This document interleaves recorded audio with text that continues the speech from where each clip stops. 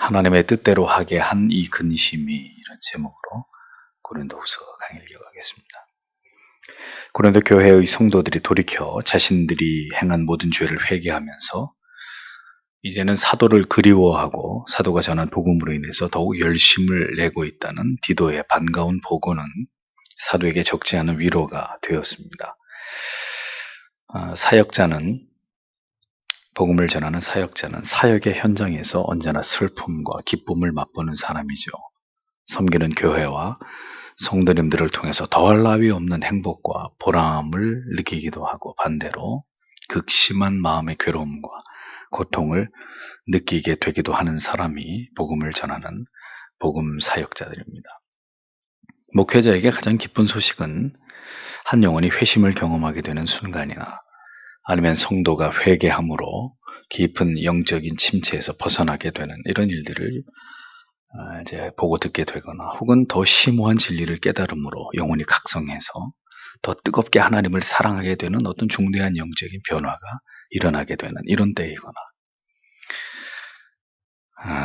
그 반대라면 하나님과 진리로부터 멀어지고 교회와 목사와도 급격히 관계가 소원해지면서 그 관계가 냉각되어 버리는 성도의 영혼이 하나님과 등을 지고 깊은 죄의 수렁으로 빠져들게 되는 것을 속절없이 지켜보게 될 때, 이런 때들이 목사에게 가장 기쁜 때이기도, 기쁜 순간과 또 가장 괴롭고 슬픈 순간이 이렇게 교체되는 목회 현장에서 이런 일들을 계속 경험하게 된다는 겁니다.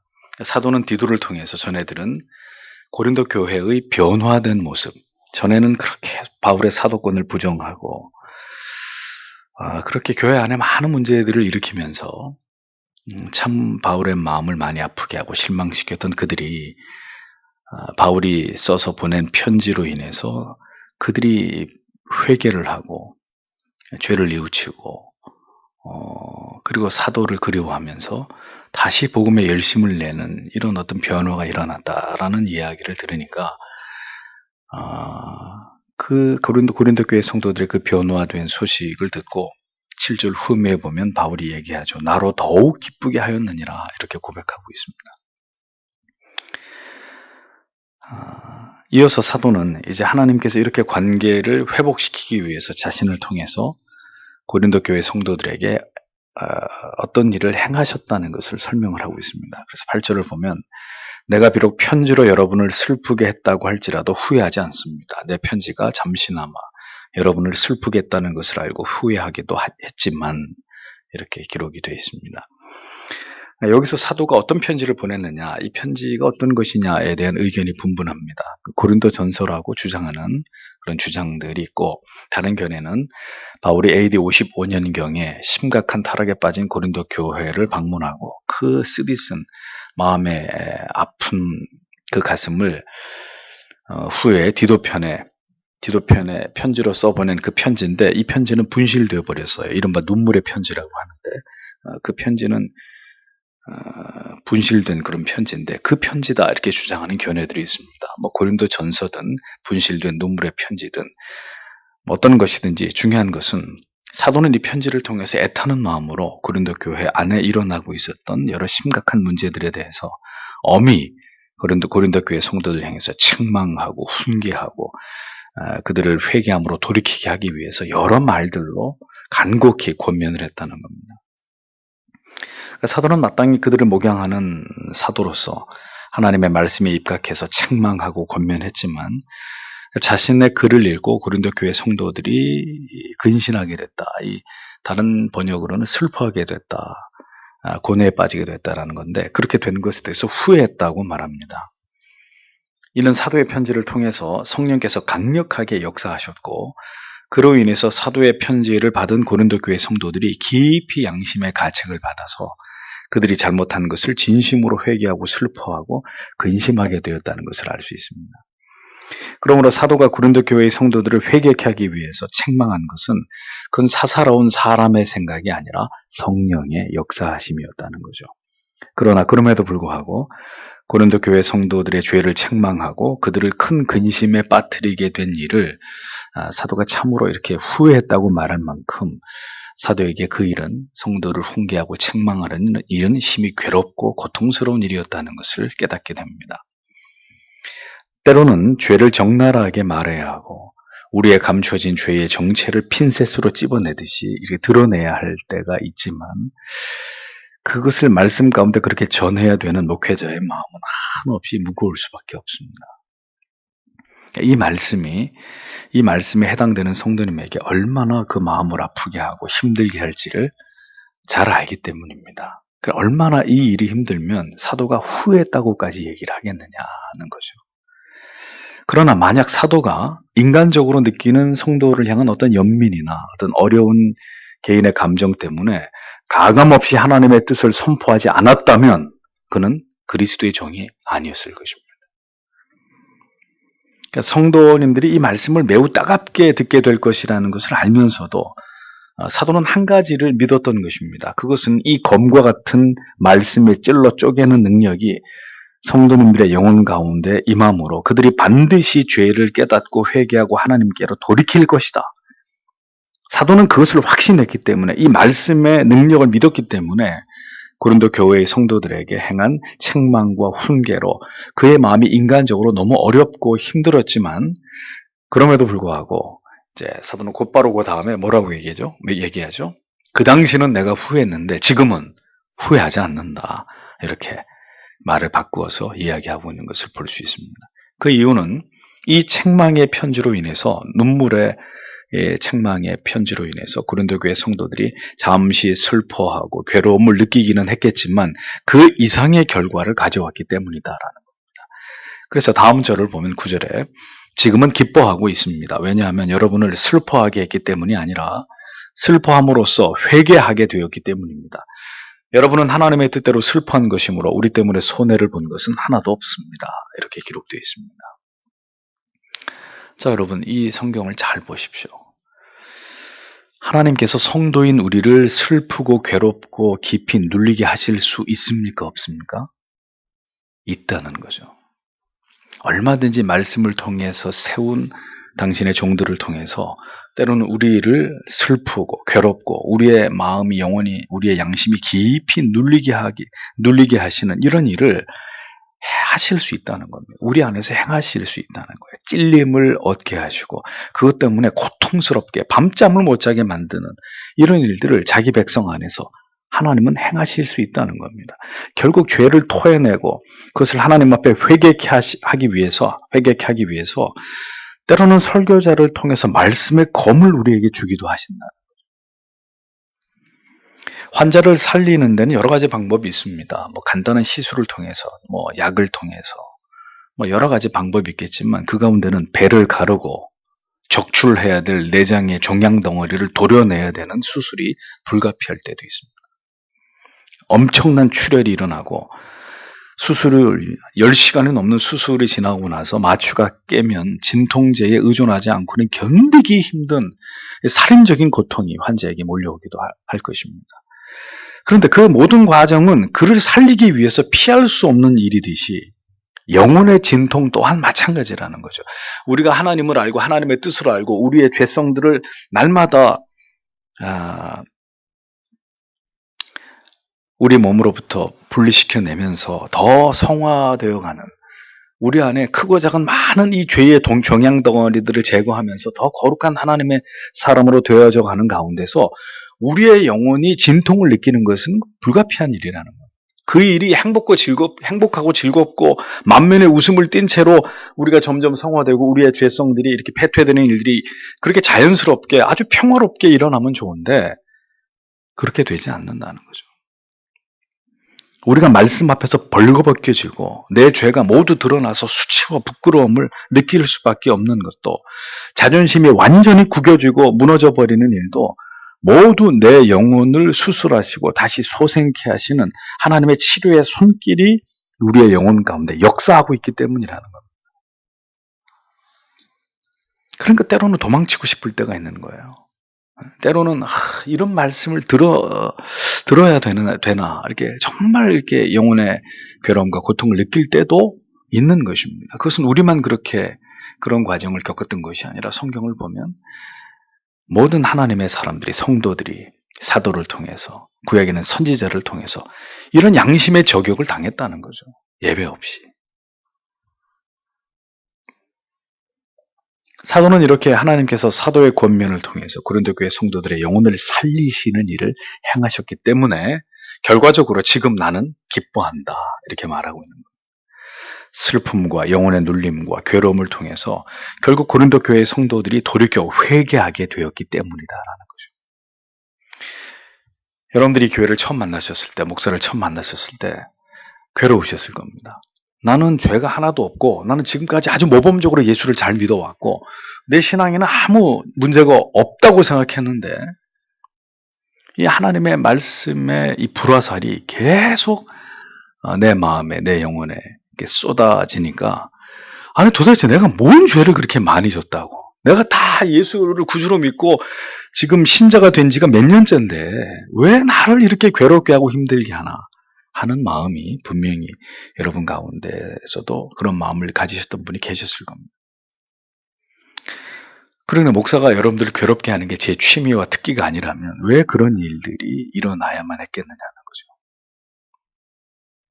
결국 그것은 하나님께서 여러분들의 영혼을 더 하나님의 말씀 앞에 바로 세우고 더 투명하게 하나님의 진리의 말씀을 통해 내 영혼을 들여다보면서 지금까지 내가 무엇을 하나님 앞에 잘못 생각했고 그래서 하나님을 잘못 신앙했고 이 부러진 뼈들처럼 내 안에 이 내 영혼의 모습이 이렇게 나는 아무 문제 없다고 여겼지만 정말 정밀한 하나님의 말씀 앞에 비춰보니 이런 많은 문제들이 있었고 이제 이것을 하나님이 고치기를 원하시는구나. 네. 그것을 이제 점점 시간이 지나면서 깨닫게 되셨지 않습니까? 그러니까 이런 과정들이 정말 하나님의 진리의 말씀 위에 바로 서서 바른 진리의 길을 걸어가려고 하는 자들에게는 반드시 수반되는 과정이라는 겁니다.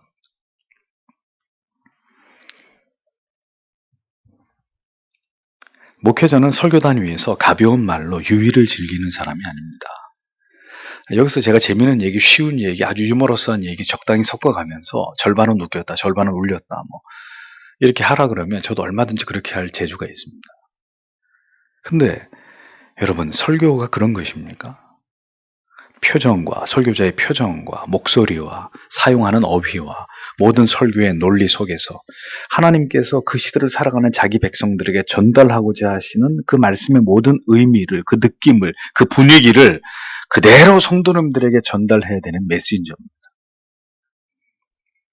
어떻게 죄를 말하면서 희죽거리고 회개를 촉구하면서 가벼운 말로 그 마음을 다칠 것을 우려해서 그냥 말을 휘휘 이렇게 돌려가지고 말이죠. 적당히. 어떻게 그렇게 말을 할 수가 있냐는 거죠. 이 말씀을 듣게 되는 성도님들이 마음과 감정이 상하실 수도 있고 괴로워서 깊이 그 말씀의 찔림으로 고통을 당하실 수 있어도 그래서 돌아서서 성도님들의 그 상한 영혼을 위해서 눈물로 기도할지언정 피를 토하듯이 진리의 말씀을 가감없이 영혼을 향해서 투척할 수 있는 자라야 그가 하나님이 쓰시는 진정한 설교자가 아니겠습니까?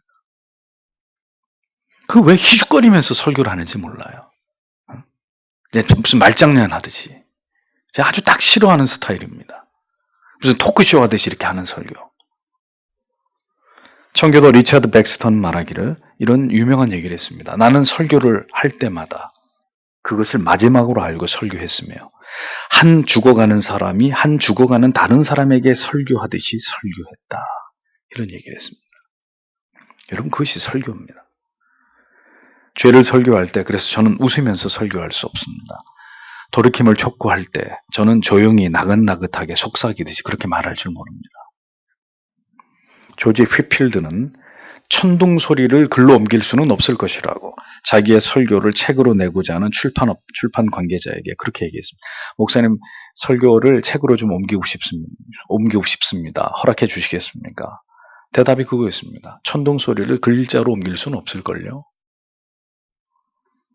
복음은 듣기 좋은 감미로운 속삭임이 아닙니다. 때로는 성도 여러분들이 삶 속에서 애매히 고난당하고 계실 때, 신앙 때문에 불이익과 손해를, 박해를 받으실 때 뜨거운 가슴으로 함께 눈물을 흘리면서 그렇게 하나님의 말씀으로 위로하고 용기를 북돋아 드려야 될 때도 분명히 있습니다. 그러나 이 시대처럼 남녀노소 할 것 없이 죄악의 혼수 속에서 살아가고 있는 그리스도인들이 경건에 거듭 실패하고 게으르고 나태하게 그렇게 세속에 취해서 살아가고 있다면, 그래서 하나님을 멀리하고 있는 영적인 해이에 빠져 있다면 설교자는 하나님의 가슴으로 이 강단 위에 올라서서 불을 뿜을 수밖에 없는 겁니다. 그리스도의 죽으심을 헛되이 하지 않도록 더 복음에 천착하고 죄와 싸우도록 촉구할 수밖에 없는 것입니다. 감추어지고 은폐된 죄를 집요하게 밝혀서 그것을 저격하고 그것을 하나님 앞에서 눈물로 회개하면서 그 앞에서 긍휼과 자비를 구하도록 무릎 꿇게 만들어야 되는 사람이 설교자란 말이죠. 그 일을 누가 할 것입니까?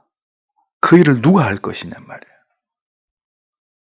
누가 그 일을, 영혼을 위해서 그 힘든 일을 누가 도맡아야 되는 것입니까? 결국 설교자라는 거예요. 목사라는 겁니다. 하나님의 뜻 가운데 여러분, 하나님의 말씀을 들을 때 슬퍼함이, 괴로워함이, 깊은 양심의 가책과 눌림이 있으셔야 합니다. 그분이 신자입니다. 비수 같은 하나님의 말씀이 양심의 나라와 꽂힐 때 그걸 거부하고 부정하고 아이 듣기 싫어 이렇게 외면하는 사람은, 그 사람은 하나님의 사람이 아닙니다. 하나님께서 이것을 보게 하시는구나. 오늘 이 말씀을 통해 내 안에 이것을 깨닫게 하시는구나. 하나님이 나에게 지금 정결을 명하고 계시는구나. 더 깨끗해지라고 말씀하시는구나. 그 죄를 해결하라고 나한테 촉구하시는구나. 이렇게 여기면서 그 아픔과 고통을 딛고 더 하나님께로 가까이 나아가는 성도, 그가 진정한 하나님의 자녀이고 점점 더 성장해가는 그리스도의 백성인 것입니다. 사도는 말합니다. 자신이 지금 이렇게 기뻐하는 이유가 하나님이 바라시는 뜻대로 됐기 때문이라는 겁니다. 그 하나님이 바라시는 뜻이 뭐냐? 고린도 교회 성도들이 회개하는 것이었습니다. 근심함으로 회개에 이르게 되었고 그 일은 그들을 사랑하시는 하나님의 뜻대로 되어진 일이다. 사도가 말하고 있습니다. 그러니까 내가 느끼는 이 슬픔과 괴로움, 내 자신에 대한 실망, 양심의 고통, 이것들조차도 영혼을 살리시기 위한 하나님의 섭리와 방편이기에 그대들에게 손해가 되는 것은 아무것도 없다고 사도가 말합니다. 지금 이렇게 괴롭고 힘들어도 그것이 양약이, 영혼을 살리는 양약이 될 것이기 때문에 그대들에게 손해되는 건 아무것도 없다고 사도가 분명하게 이야기를 합니다. 고린도 교회 성도들에게 영혼의 큰 눌림과 고통과 괴로움은 그들을 상하게 하는 것이 아니라 도리어 회개함으로 그들의 영혼이 다시 훨훨 살아나는 영혼에 매우 큰 유익이 되었다는 이야기죠. 더 정결해지고 더 성별되고 더 하나님을 향해서 결연의 뜻을 세울 수 있는 계기를 그들이 얻게 됐다는 거죠. 그러니까 영혼의 궁극의 유익은 언제나 자기의 죄와 대면하는 고통을 통과하면서 얻어지는 매우 특별한 은혜입니다. 그런 거 없이 그저 쉽게 편안하게 행복하게 재밌게, 그건 신앙이 아니에요. 그러므로 말씀의 채찍을 맞아서 아파하고 슬퍼하고 괴로워하는 자, 더 슬퍼하고 더 괴로워해야 합니다. 그 고통의 시간을 지나서 영혼이 아물게 되면 더 찬란한 은혜의 빛 앞에 서게 될 날이 올 것이라는 것을 기억하고 그 고통을, 아픔을 견뎌내면서 하나님, 저를 만들어가 주십시오. 저를 빚어가 주십시오. 이 괴로움과 고통 속에서 하나님이 나에게 원하시는 더 아름다운 모습으로 이 모든 고뇌와 괴로움과 슬픔과 고통이 사라졌을 때는 더 아름다운 모습으로 하나님 앞에 서는 제가 되게 해달라고. 오히려 그렇게 하나님을 더 깊이 알고 그 사랑을 더 깊이 경험하는 시간으로 삼아야 한다는 거죠.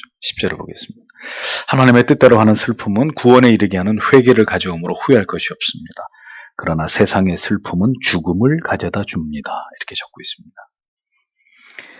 하나님의 뜻대로 사도의 책망과 훈계로 말미암아 고린도 교회 성도에게 찾아오게 된 슬픔은 구원에 이르게 하는 회개를 궁극적으로 그들의 영혼에 불러일으켰고, 그렇기 때문에 결코 후회할 일이 아니라고 사도는 하나님으로부터 말미암은 이 슬픔의 의미와 가치를 분명하게 설명합니다. 따라서 저도 마찬가지죠. 성도 여러분들에게 저는 여러분들의 연령과 신앙의 연륜에 맞는 하나님의 뜻대로 하는 슬픔과 고뇌가 있기를 바랍니다. 네. 이건 목사로서 여러분들에게 저주하는 것이 아니라 여러분들을 축복하는 것입니다. 그냥 그렇게 오늘도 그냥저냥 올해도 내년도 10대도 20대도 30대도 그저 그렇게 그냥 의미 없이 그렇게 지나가는 밋밋한 삶이 아니라 무엇인가 자기 안에 깨달아지는 죄의 아픔과 괴로움과 어떤 고통으로 자기 안에 있는 모순 때문에 깊이 슬퍼하고 애통하고 영적으로 고뇌하는 이런 시간들이 여러분들에게 있게 되시길 바랍니다. 그렇게 자신의 허물을 끌어안고 진통하는 영혼은 세상에서 가장 아름다운 영혼입니다. 그저에게 하나님의 은혜가 임하지 않겠습니까? 하나님의 긍휼이 임하지 않겠습니까? 그 모든 고뇌의 해답을 하나님이 그에게 주시지 않겠습니까? 그러니까 고뇌가 없는 것이 문제예요. 전혀 신앙생활을 하면서 말씀을 들으면서 내 신앙을 점검하면서 오늘도 새롭게 들은 말씀 앞에서 뭔가 깨달아지는 걸 가지고 전혀 그것이 내 안에서 아무 작용을 하지 않는 그게 이상한 거죠. 뭔가 그 하나님의 말씀이 나를 괴롭히고 뭔가 나로 하여금 고뇌하게 만들고 이게 무엇이 옳은 것일까? 내가 어떻게 해야 되는 것인가? 고통하게 만드는 그게 정상이죠. 그렇게 됨으로써 우리가 점점 더 하나님의 뜻을 알고 하나님이 기뻐하시는 삶을 향해 나아갈 수 있기 때문입니다. 하나님이 그렇게 영적 고뇌를 주셔도 미동조차 하지 않는 내가 지금 아파해야 되는 건지 아파하지 말아야 되는 건지조차도 모르는 이런 영혼들이 안타까울 따름인 거죠. 그러나 여러분, 성도에게 찾아오는 슬픔은 하나님의 뜻대로 하는 슬픔만 있는 것은 아닙니다. 세상이 주는 슬픔도 있습니다. 물론 이것도 하나님의 섭리 가운데 있는 것이지만 어떤 거예요? 뭘 먹을까? 뭘 입을까? 어디서 살 것인가? 나는 취업이 벌써 몇 달째 몇 년째 취업이 안 되는 이 상황에 참 내 미래는 어떻게 되는 것인가? 뭐 이런 거, 경제적인 어려움에 대한 걱정, 뭐 여러 가지 우정에 대한 문제, 사랑에 대한 문제, 여러 가지 우리의 믿음이 연약한 틈을 타서 우리에게 닥치는 여러 가지 세상적 근심, 걱정, 염려들 이런 것들을 그리스도인들이 하나님 안에서 은혜 가운데 효과적으로 이것들을 감당하지 못하면 이런 모든 염려와 걱정과 근심들이 어떻게 된다고요? 우리를 죽이는 거예요. 우리의 마음을 죽이고 우리의 영혼을 죽이고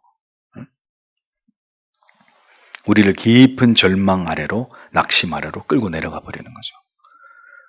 심지어는 믿음의 뿌리조차 이렇게 흔들리는 지경까지 이르게 만드는 겁니다. 자주 말씀드리지만 결국 우리에게 닥치는 모든 고난의 문제는 그 고난을 주신 하나님의 관점으로 그것을 해석해내느냐 해석해내지 못하느냐의 문제라는 거죠. 세상에서 살아가면서 우리가 감당해야 될 모든 고난도 그 하나님의 뜻을 이루기 위한 연단이고 우리에게 필요한 고난으로 여기면서 이 모든 것들을 감당할 힘을 피할 길을 하나님이 주신다. 그리고 나를 이것을 통해 반드시 단련하신다. 이것을 믿고 그 모든 고난의 문제를 바라본다면 얼마든지 그 고난 속에서도 감사가 있고 기쁨이 있고 소망 가운데 이겨낼 수 있습니다. 그러나 그 세상에서 비롯된 모든 슬픔, 걱정, 연민, 괴로움, 고통 이것들을 믿음으로 감당해낼 수 없을 때 이것이 하나님의 관점에서 해석이 되지 않는다면 어떻게 됩니까? 신자는 무너지게 되는 거예요. 쓰러지게 되는 거예요. 영혼을 죽음에 이르게 하는 고통 가운데로 몰아넣으면서 한도 끝도 없이 추락하게 되는 그런 일들이 신자에게도 일어나는 것입니다.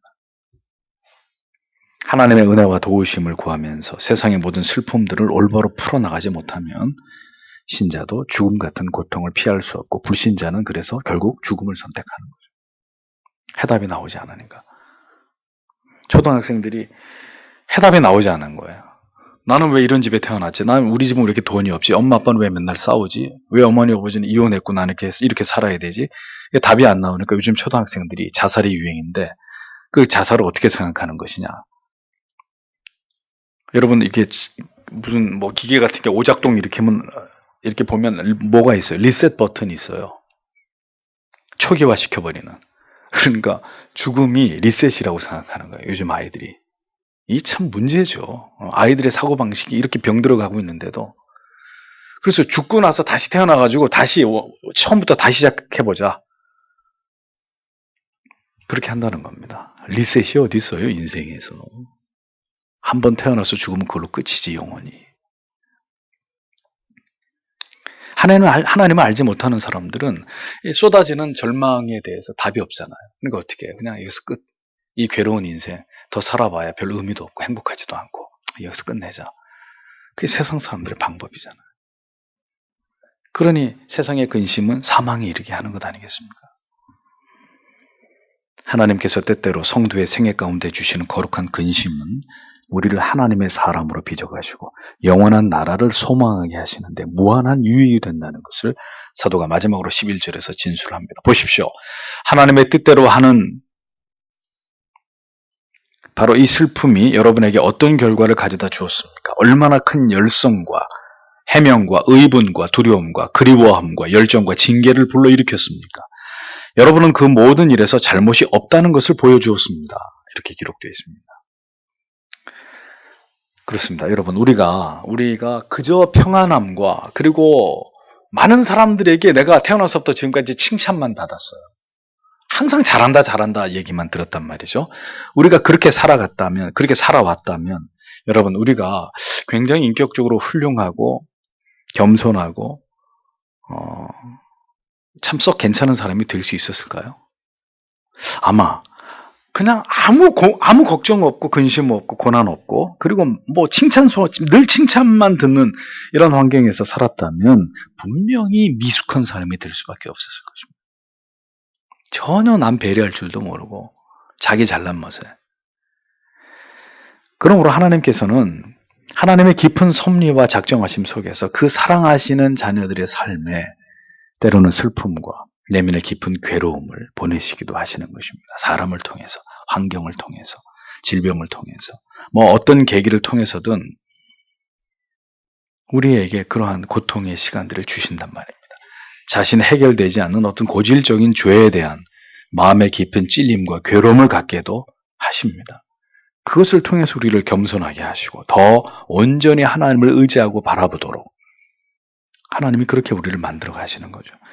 하나님의 뜻 가운데 우리에게 주시는 슬픔은 그래서 후회할 것이 없는 것입니다. 그 슬픔은 우리의 영혼을 겸비하게 만들고 하나님께 진실된 마음으로 엎드리게 하고 우리의 죄를 토해내게 합니다. 잃어버렸던 하나님을 향한 진리를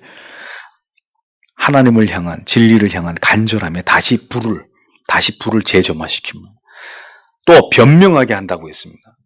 이 말은 변명하다, 이 원래 의미는 반성하다, 사과하다 이런 의미인데 자기의 죄를 진지하게 깨닫고 하나님 앞에 사죄하도록 사람에게 사과하게 만듭니다. 고난이 나를 겸비케 해서. 그런 고난이 없을 때는 내가 다 잘났고 내가 사람들한테 아무 피해도 끼치지 않고 살았다고 생각했는데 고난을 겪고 어떤 일을 당함으로 인해서 나도 과거에 어떤 사람한테 그런 짓을 했지.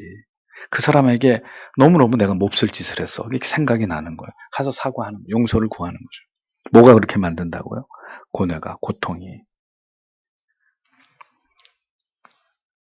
분하게 한다는 말은 자신들을 넘어지게 한 자들에 대한 분노, 거짓 교사들을 향한 고린도 교회 성도들의 의분, 당신이 내가 사도 바울을 통해서 받은 복음을 잘 쫓아갔으면 되는데 이 거짓 선생, 당신이 우리를 미혹해서 이런 죄를 짓게 했어. 나를 죄에 넘어뜨린 그 정체에 대한, 그 죄에 대한 분노, 그 죄에 넘어진 내 자신에 대한 분노, 영적 고뇌와 슬픔이 그런 의분을 우리 안에서 만들어낸다는 거죠. 또한 거룩한 슬픔은 그들로 하여금 하나님에 대한 두려움, 죄의 결과에 대한 두려움의 감각을 되살아나게 한다는 거죠. 슬퍼한다는 말은 하나님에 대한 이 죄가 얼마나 무섭고 이 죄를 저지르고 다시 이게 회개하고 하나님께 돌아가는 이 긴 여정에서의 이 흘러가 버린 시간들, 내 젊음들, 물질들, 이것에 대한 애통함, 이것을 갖게 한다는 것입니다. 또 사모하게 합니다. 이제는 모든 거룩한 것을, 영적인 것을, 하나님을, 나에게 진리의 말씀을 전해주던 사도를 돌이켜 회개하자 그토록 멸시했던 사도 바울을 고린도 교회 성도들이 그리워하게 됐다. 그렇게 죽일 듯이 미워하던 그 사도가 이제 너무너무 보고 싶고 너무너무 죄스럽고 죄송스럽고 그 사도에 대해서 가졌던 모든 불필요한 감정들을 싹 다 버리고 이제는 하나님을 사랑하는 사람들을 사랑하게 되는 이런 결과를 가져왔다는 거죠. 그리고 복음에 대해서 다시 뜨거운 열심을 갖게 했고 모든 자기 안에 있는 악한 죄에 대한 분명한 정죄와 징벌을 가하게 됐다. 그것이 그대들에게 하나님의 말씀을 통해서 하나님이 주신 고뇌의 슬픔의 결과였다. 이렇게 사도가 정리를 하는 것입니다. 이 모두가 하나님께서 성도 안에서 거룩한 슬픔을 부어주실 때 일어나는 영혼의 호전 현상들이라고 성경은 말씀하고 있는 것입니다. 그래서 하나님은 때때로 잘 나가는 성도의 삶에 브레이크를 걸고 때로는 슬픔으로 어디에서도 답을 얻을 수 없는 그런 칠흑 같은 어둠의 고독 속으로 아무것도 내 힘으로 해결할 수 없는 절대 무능 속으로 많은 사람들은 나를 욕하고 미워하고 나에게 등을 돌리는 이런 참담함 속으로 하나님이 우리를 구겨 넣으신단 말입니다.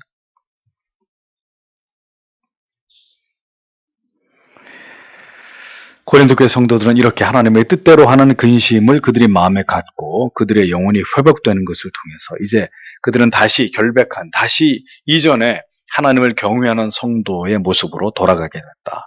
다시 그 온전한 상태로 돌아가게 됐다고 기록하고 있습니다. 그들에게 사도 바울이 행한 모든 사랑의 권면과 책망을 고린도 교회 성도들은 모두 성실하게 받아들이고 자기의 영혼이 회개하고 각성할 기회로 삼아서 이제 이 모든 고통을 통해서 그들이 결백하게 되었음을 드러나게 되었다고 사도가 선언하고 있는 거죠. 그러니까 이것이 은혜입니다. 결국은 그 모든 것들을 다 지나서 결국은 더 멋있는 더 아름다운 그리스도의 사람으로 그 시험을 이겨내고 정말 어떤 그런 경우 있잖아요. 목사의 말 한마디 목사가 날 들으라고 하는 얘기다. 여러분들이 신앙생활 하면서 반드시 이런 일들을 겪는단 말이죠. 목사의 말이나 어떤 성도님의 말에 그냥 팍 와서 이게 가슴에 와서 꽂혀가지고 저 사람이 나한테 지금 날 들으라고. 이게 이제 시험이잖아. 이게 고통이란 말이에요. 거기서 주저앉거나 미끄러지면 이게 신앙의 마이너스인 거고 그걸 통해서 하나님이 무엇을 깨닫게 하는 것인가 나에게.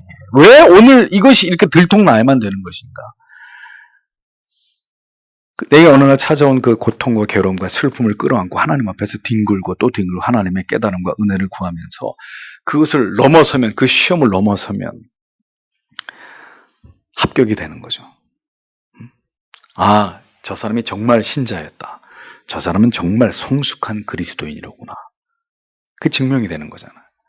그 고통과 괴로움과 슬픔과 그 모든 고뇌의 시간들이 지나가고 그걸 뚫고 지나와서 결국은 더 성숙한 믿음을 가진 그리스도인의 모습으로 한 단계 더 업그레이드된 이런 하나님의 사람의 모습으로 서게 될 때 결국 그 사람이 정말 참된 하나님의 자녀였다는 것이 증명되는 거죠.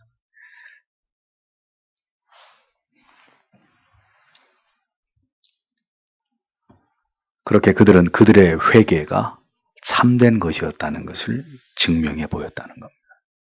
그게 거짓이 아니었고 만약에 사도가 고린도 교회에게 구구절절히 그들을 책망하고 훈계한 그런 글들을 썼는데 이 편지 다 불태워버려.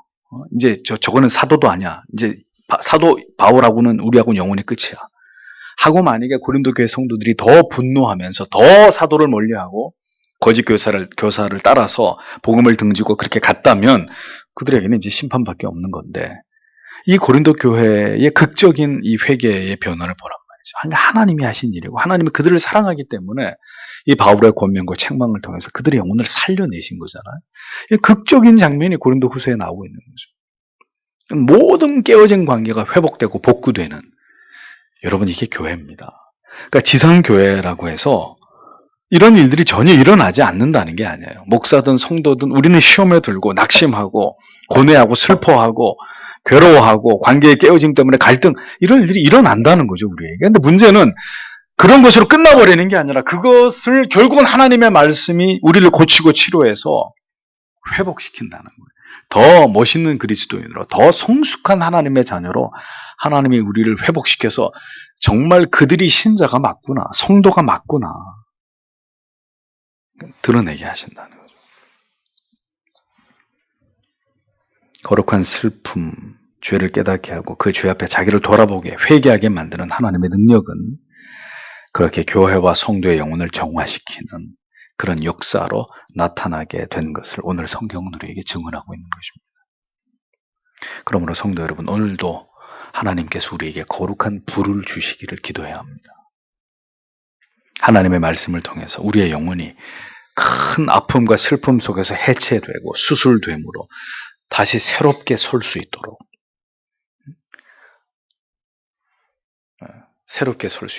긴 투병의 시간이 끝나고 사랑하는 가족들의 환히 웃는 얼굴 속에서 퇴원을 할 때 그 환자의 기쁨, 이제 건강이 다 회복돼 그 힘든 수술의 모든 스케줄, 그 고통의 시간들을 다 이겨내고 다시 삶으로 복귀하게 됐을 때 그 얼마나 큰 기쁨이 있겠습니까? 아, 내가 살아났다. 그 병마와 싸워서 이겼고 이제 난 다시 건강을 회복했다. 하나님이 그렇게 우리를 만들어 성숙하게, 더 건강하게, 더 튼튼한 하나님의 사람으로 만들어 가신다는 겁니다. 우리의 영혼에 말할 수 없이 큰 유익을 오늘도 그렇게 만들어 가신다. 모든 하나님의 자녀들에게 거룩한 슬픔은 찾아와야 합니다.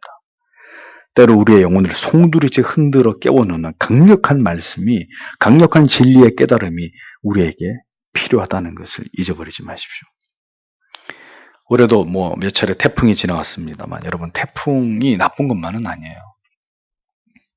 태풍이 바다를 지나갈 때 바다에서 발생하는 이 태풍이 바다의 밑바닥까지 완전히 뒤엎어가지고 바다를 다시 생명력 넘치는 공간으로, 넘치는 자원의 보고로 탈바꿈시킵니다.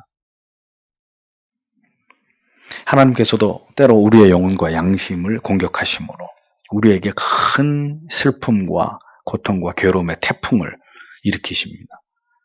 그 이유는 우리의 영혼을 망하게 하기 위함이 아니라, 하나님께로부터 떨어져 나가게 하기 위함이 아니라 도리어 그 고통 속에서 더 성숙한, 한번 싹 이렇게 뒤집어 엎어 없는 이런, 밭도 그렇잖아요. 객토한다 그러죠. 밭을 뒤집어 엎어가지고 기름지게 만들잖아요.